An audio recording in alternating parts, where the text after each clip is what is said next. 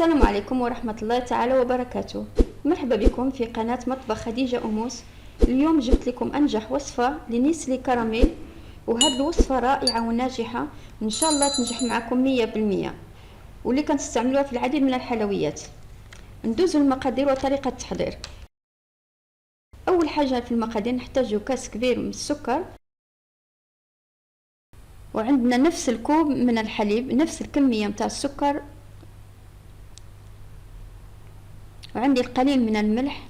نفس الكوب اللي كنعبرو به السكر هو نفس الكوب اللي كنعبرو به الحليب. عندي هنا معلقة كبيرة من النشا، وعندنا تقريبا 2 معالق من الزبدة. ندوزو لطريقة التحضير. بسم الله. أول حاجة ناخدو مقلة أو كسرونة، ضروري تكون ثقيلة وما كتلصقش، ضروري منها باش تنجح لنا الوصفة. وكنحاولوا ما أمكن نقصوا على النار بهذه الطريقة، تكون متوسطة ونخليوها قليلة.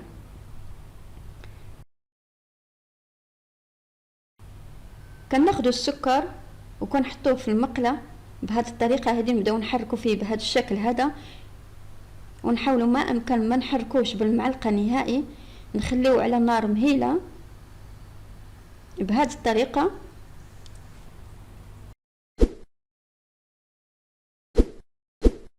حتى كيبدا يذوب لنا السكر بهذا الشكل هذا من الجوانب.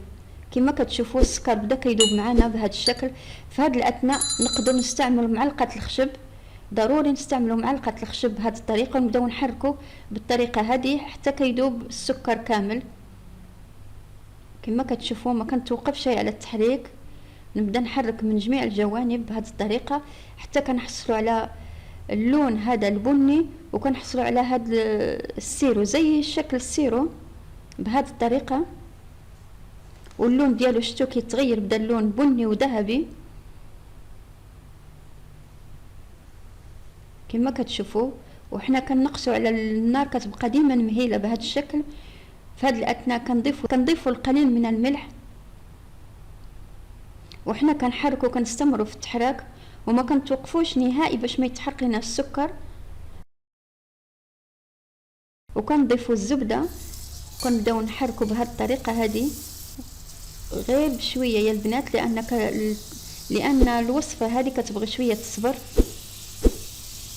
الا بغيتي تنجح لك الوصفه خصك تصبري معها شويه وتحصلي على نتيجه رائعه.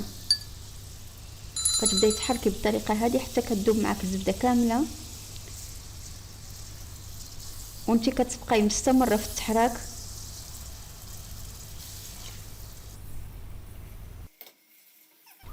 حاولي ما امكن تبعدي وجهك شويه.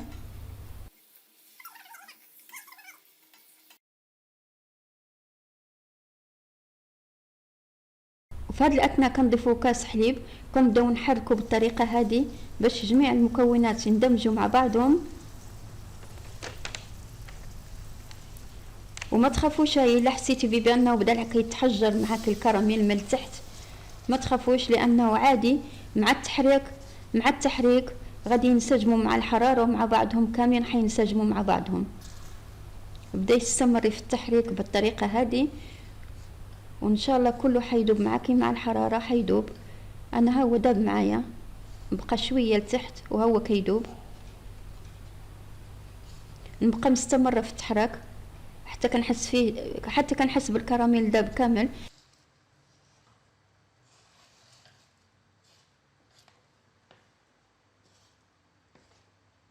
في هذا الاثناء كنجيبوا معلقه النشا وكندوبها مع 2 معالق من الحليب بارد، ونبدا نحركهم حتى كندوب النشا كامل بالطريقه هذه، يذوبوا الحبيبات النشا كاملين.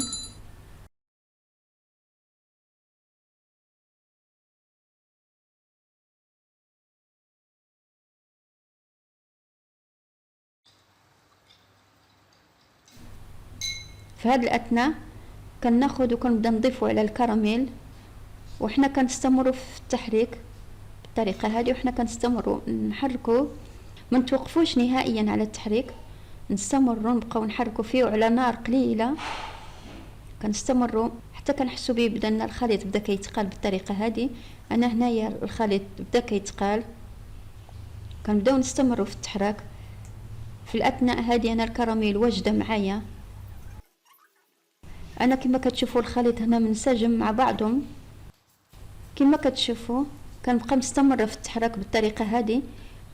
وانا هنايا واجده عندي الكراميل، بدا الشكل ديالو بني ولامع، واللون الذهبي عطاني اللون الذهبي وبدا ثقيل معايا. وهذا هو الشكل النهائي لوصفه الكراميل نيسلي. كنصحكم تجربوها لانها سهله واقتصاديه. إلا عجبكم الفيديو ما تنسوش تضغطوا على زر لايك وتشجعوني وتدعموني، ولا كنتوا اول مره كتشاهدوا القناه ديالي فمرحبا بكم. وما تنسوش تضغطوا على مربع الاشتراك وفعلوا الجرس باش يوصلكم كل جديد وصفاتنا. والسلام عليكم.